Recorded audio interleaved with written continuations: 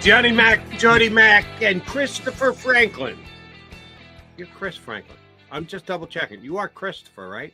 Yeah. I'm in trouble. That's the only time I usually hear that. Like Christopher, like, oh no, crap! I didn't do it. The reason I ask is because some people have Christian as a first name, and you just assume that it's Christopher, and I could be completely wrong. I didn't want to be calling you something that you're not. So thank you. Let's go with Cristobal. How about that? I've been called a lot worse. Trust me. Yeah. I've been called a lot worse sometimes too. So yeah, I'll take Cristobal, whatever. It's not some of those words that one of the 7 words or what have you else. Crisscross Franklin. Maybe your parents were inventive when they had you back when and wanted to have some fun with your name. Never mind. Here's the question I got to ask for you, Christopher Franklin. Out there in Seattle, when you were out there, did you, on that massive amount of money that NJ.com pays you, did you bring back any fish for the wife? Yeah. First off, unfortunately, there's no wife. So yeah. For mom, then come on. You could have come in with a big halibut for mom and said, "Mom, have at it Christmas Day." Oh, this is a joke. Now, I can't do that because having to travel back because you don't want to be the guy bringing the fish on the plane. Come on, you get away with it, Franklin. Look at that face. Yeah. Who's gonna give him a hard time? Well, I'm always usually the random, quote unquote, random guy in TSA. The last thing I want to do is bring a fish and they go like, "Dude, what are you doing?" And then I had to make a stop in Phoenix. So you want the heat to get to that? The heat, man. The heat on top of it. You had to fly to Phoenix and God bless both you guys, because when you fly and the routes that they take go through, awful. How the hell do they make you go 1,000 miles south to go 3,000 miles across the country? Yeah, I've been close. I had to go first on the way through there. I had to go to Dallas and then go way up, and then that way. Yeah, so it was it helped the miles a lot, but still, it's crazy to see that. Did you catch, because it's you got to catch the fish from a pike place, so you gotta sit there and catch the 40-pound fish. Did you do that? No, I didn't get a chance to go there because I was so beat. I was so beat from the first flight, and then also all that craziness happened on Sunday too. So I was like, well, there goes that. I got to see the Space Needle, which was pretty cool. Go up there. Yeah, I'm glad you bring that up, Chris, because people say, "Oh, you get to go to all these cities. That's cool." And it's like you're so tired. You don't do anything. You're in, you're out. Occasionally, you go out to dinner and get something done, but. Yeah, and especially when you're in Seattle, God bless you. I hope you got some rest. But that is the worst trip of all. 1 hour sleep. I called up my sleep this morning, but it was 1 hour sleep after filing the last story, and then have to get up to go to the airport. So yeah, I was good. And one guy who I guarantee you didn't go down and catch any fish. That'd be Quez Watkins, because he. Oh no! Poor Quez. Oh God! Chris. Hey! The elite Quez Watkins. Remember, he told you guys that before the season started. Now, Chris, you did a good job because you were the one that I saw that said Nick Sirianni kind of confirmed. Well, the players kind of confirmed out there. They made the change on Tuesday. So by that, Nick probably lied to us 3 times, maybe only twice, but I'm guessing 3 times. And they trumped up Sean Desai, poor as a lame duck out there. Just how he handled this week, I think it was awful from a leadership standpoint. Now, if you want to make a change, you can argue that. I think it's too late in the season to be all that meaningful. I think it's baked in. They're going to get better because the competition's weaker. And the only true test will be when they get to the playoffs. But just from Nick Sirianni's handling of the week leading up to that game, is it as bad as you think? I think it is. Because I think it's egregious. Personally, I thought I would, if I was going to make the change, I would have done it on Tuesday. If I would have met with the players, like if you wanted to meet the players and talk to them, you talk to them pretty much after the game or early in the morning, the affected people. If it's a text, if it's a, hey, I need you guys on a Zoom call, let you know. Because the reason why is it just, to me, it became a distraction a day before a game. Because if you had made the change, I know every year I'm saying like we wanted to keep it in-house. It was eventually going to find out wait, because you see short size usually on that field. It's like, wait, he's not there. Matt Patricia's on the field. Something's up here. So I look at the way they handle it was handled. I thought it just could have been, it could have been done. Just have it done a little bit earlier in order to and do that Well, the process. announcement. Yeah, I agree. I'm not talking about the announcement, the leak out. I'm talking about the way he handled it. Obviously, in house, the guys knew, and they did a good job for the most part. Until somebody leaked it to Jake Laser. By the way, I can figure out who that is, but I'll keep that to myself. But but beyond that, just the way he handled it in house, and you bring up a good point. He talks about competitive advantage to a ludicrous degree. I think it's so overrated. But if he wanted to keep a true competitive advantage, and he wants to argue that point, put them both on the field. Just have Sean Desai there. Just have Matt Patricia there. Nobody knows. They changed offensive play callers. Chris, we didn't know they changed to Shane Steichen until that's true. Until we were told. If he wants a true competitive advantage, do it that way. Nothing about it makes sense to me. Nothing about it. Yeah, it was, that part was, I thought, a little weird. Like, especially not to have the side air on the sideline. It was just weird. I understand why they changed it. I don't know. I thought you could have done it. If you're going to do it, you could have done it sooner to give a flow instead of the last games, because now you look at a situation set up where you have these last 3 games against the Giants and the Cardinals, and all of a sudden Patricia, they should roll. I don't know they will, but they should roll to the point where it's like, oh yeah, it was going to be great. Like, is it a bunch of pyrite or is it regular? You don't know when it comes to that. But it's ugh. Poorly. Oh, real quick, I gotta jump in. Breaking news. We need a breaking news sounder, Xander, from our buddy Mike Garofolo. The latest hit: Landon Dickerson, thumb surgery, expected to miss minimal time. Won't be placed on the IR, but minimal time means he's going to miss some time. So now you're not going to have Landon Dickerson. It looks like on Christmas. Who knows if Cam Jurgens is going to be back? We're going to see Tyler Steen and Suo Peta potentially. Ooh, the wheels are coming off, Chris Franklin. It's especially when in the biggest part of losing Landon is that left side is the strongest side that they run to. Like, you have all that mass around there with Mailata and Dickerson. That's a big loss.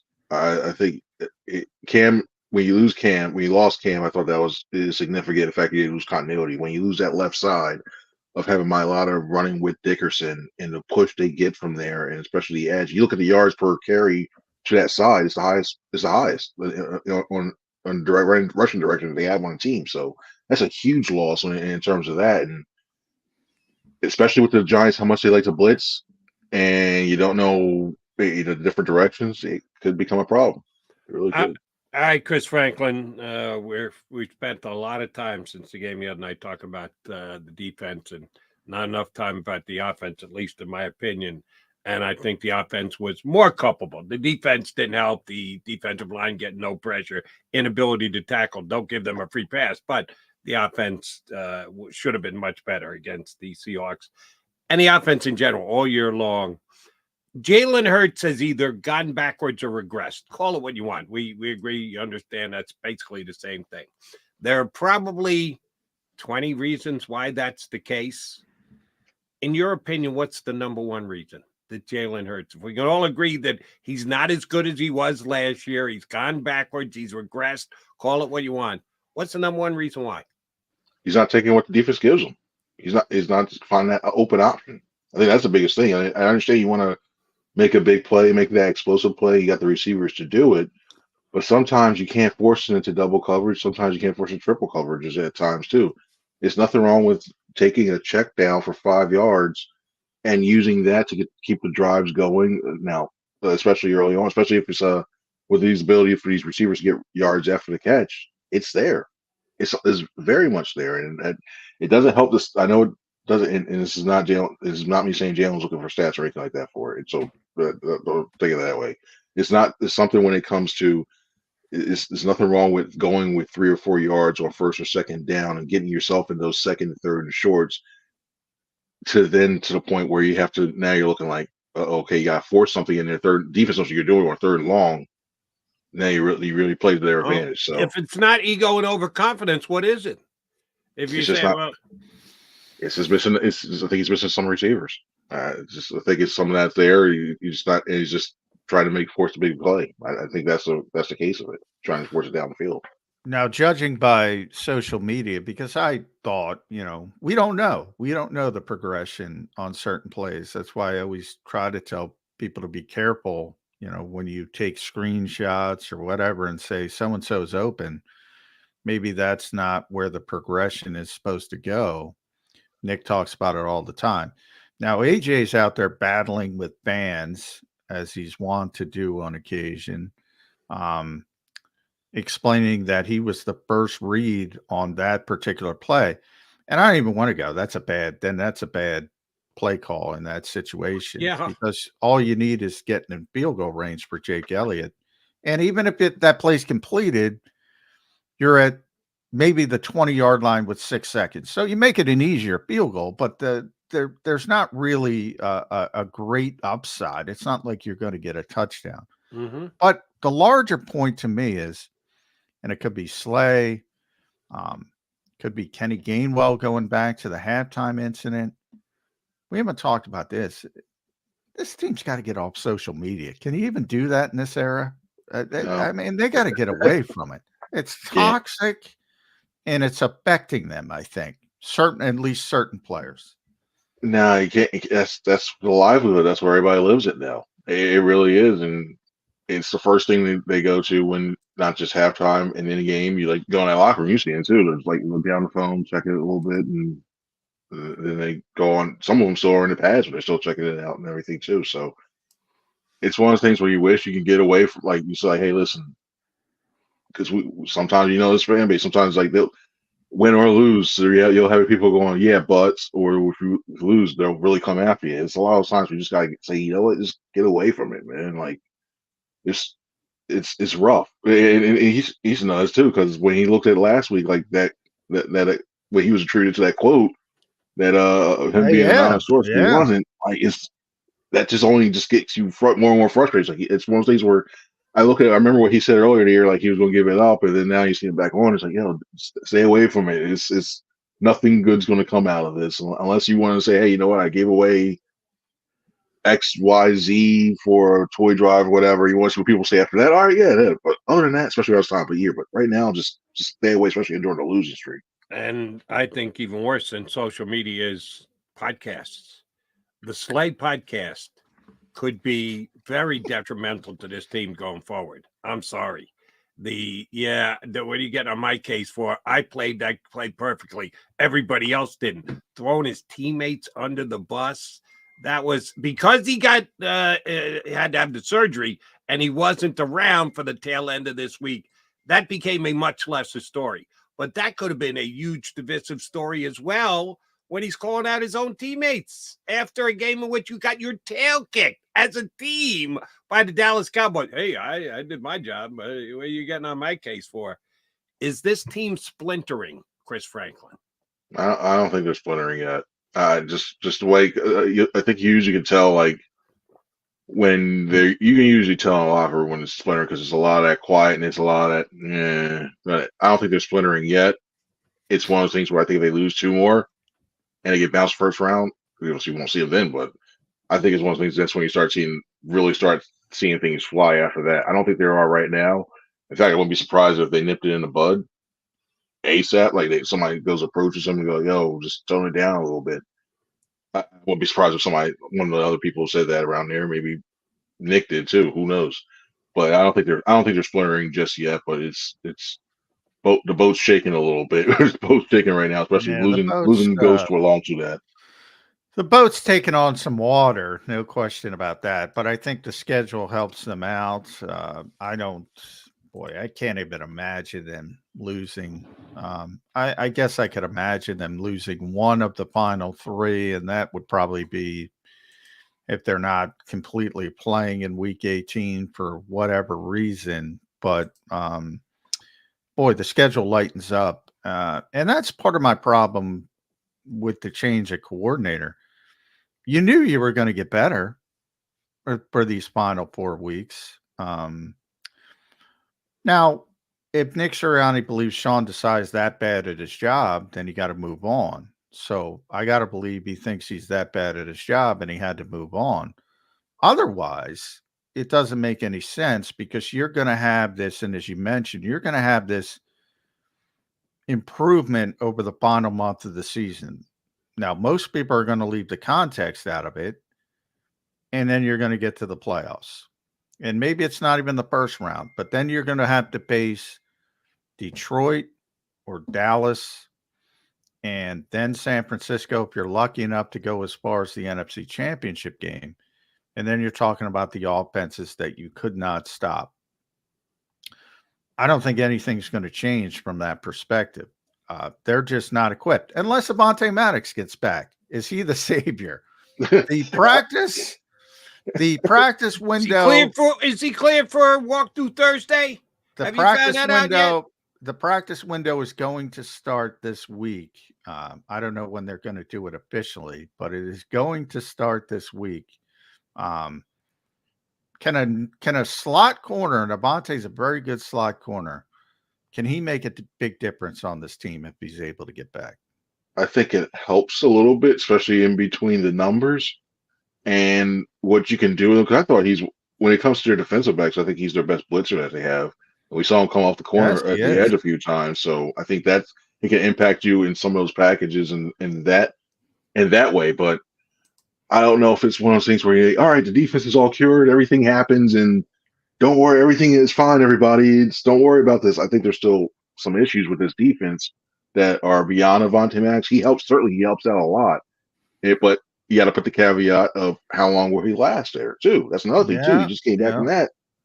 You got to wonder how long he's going to be there. So it'll go a long way. And you mentioned those 3 easy games.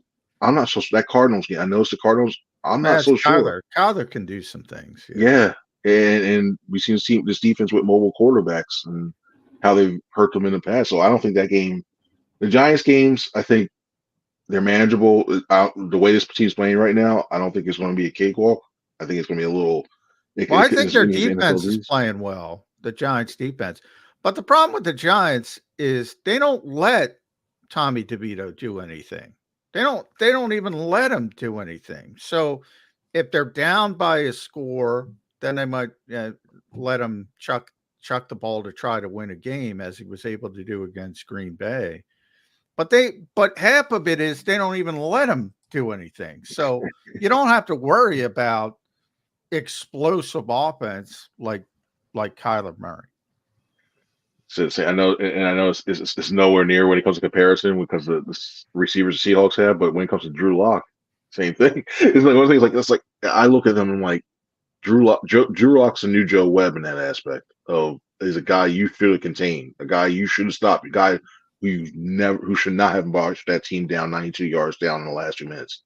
Should not nowhere near that. Even with the receivers you have, is Drew Lock, and you let that happen as well too. So I think we're at the point with this team where you can't take anything too easily. You can't take anything. There's no gimmies. They lost that right, I think, especially with these losses, even though they're tough losses. But the way they lost is, I think, those are the ones you can't get any gimmies with this team now. All right, Chris Franklin, I need you to put something on the scale for me. And I'm not talking about the fish that Quez Watkins dropped in Seattle. No, this is a different type of scale we're talking about. He didn't drop it. He didn't even get near it. That's the problem. Yeah, it's always the problem with Quez. On a scale of 0 to 10, 10 being, you'll have to excuse me, I've just soiled myself. 0 being laugh. Whoa. Laugh out loud. Disparaging laugh. Joker laugh. Your worried level of Tommy DeVito from, you bet I'm scared, he's Tommy DeVito, to laugh out loud. Come on. He and his agent will be on a Sopranos episode in the remake next week. How worried are you about the Tommy DeVito-led New York Giant offense? 0 to 10. I go 6. And the reason why I go 6 Wow. because he has some elusiveness. He starts some elusiveness, and just this defense. It's more against this. It's more about this defense as it is right now than it is him as a player. And when I look at the way they're playing, sure, okay, they got a little bit better last week, but there's still a lot of it. There's still a lot of question marks, and he can move around a bit in the pocket. He's like the cheaper version of Daniel Jones. And I know that's not saying a lot, but when you look at the way that Daniel Jones has been able to pick up yards on the ground against team and win scramble drills and everything else, yeah, it's one of the things where he just gets like if it's 3rd and 7, he can get you 8 and first down, keep the drive going. Yeah. They stay on the field longer, and then Saquon just. All right, I'm going to stick up for Matt Patricia here, man. I'm going to stick up for Matt Patricia here. Now, look, they lost the game, so they lost the game the way they lost the game, so I get it. But the bottom line is they gave up 20 points. They gave up under 300 yards. That's a game you should win with the Eagles' offense. I said it from the start. They should have won that. I blame the offense more than the defense for that loss. I'm at a 2 with the Giants' offense. Now I'm with a 6 with their defense. They don't try to do anything, so it's partially on them. They don't even try to do anything because they have no confidence in the quarterback. So if they're not trying, and I realize the Eagles defense hasn't been good.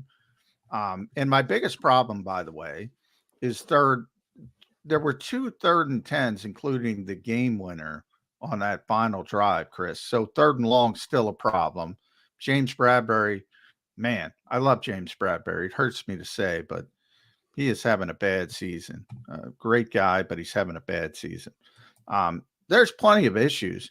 But when the other team's not trying, I mean, you can't be that worried. I can't go past 50%. They won't even let him pull the trigger. So what's the worry about? Yeah, but John, you realize that in his last 4 starts, Tommy DeVito has thrown for more passing yards than Jalen Hurts did this past week against that Seattle. Well, Jalen Hurts was at 140. I just blame the offense was atrocious. What was he this week? 140? Right, but the Eagles are playing the Giants this week, which means Tommy DeVito against Jalen Hurts. Tommy DeVito's been as good, if not better, than Jalen Hurts. Quickie quiz for you, Chris Franklin. In 6 games that Tommy DeVito has started this year, how many times has he had a quarterback rating of over 100? I'm going to go, I'll say 2. 3. I'll go 2. 3. In 13 starts this year for the Philadelphia Eagles, how many times has Jalen Hurts had over 100 quarterback rating? I'll say 3. 4. I want you to clip that, Sander. Clip that to the Eagle Nation. What was the exact quote you said, Tommy DeVito? Man, I already forgot it. But you're comparing Tommy DeVito to Jalen Hurts This season. Recently. Yeah, and John, you were the one who said, John, and I quote Chris Franklin, I wouldn't bet on Brock Purdy to win the MVP because I'd prefer to bet on someone who has an actual chance to win it. John McMullen, quote unquote. This is not a paraphrase. This is a quote. John McMullen said here on Birds 365, I wouldn't bet on Brock Purdy because I wouldn't want to bet on someone who had an actual chance to win the MVP. He is so odds on now, it's ridiculous. You got to put up $250 to win 100. That's how much a favorite he is to win the MVP right now. And he mocked my 50-1 choice of Brock Purdy as MVP before the season started. I would have gone with John too. I'm not gonna lie. I would have gone with John too. Well, everybody would look at that. But Jody's going to spike the football on Brock Purdy. But Brock Purdy has proven he is a legit. Again, I would laugh at you now if you want to compare Tommy DeVito to Brock Purdy.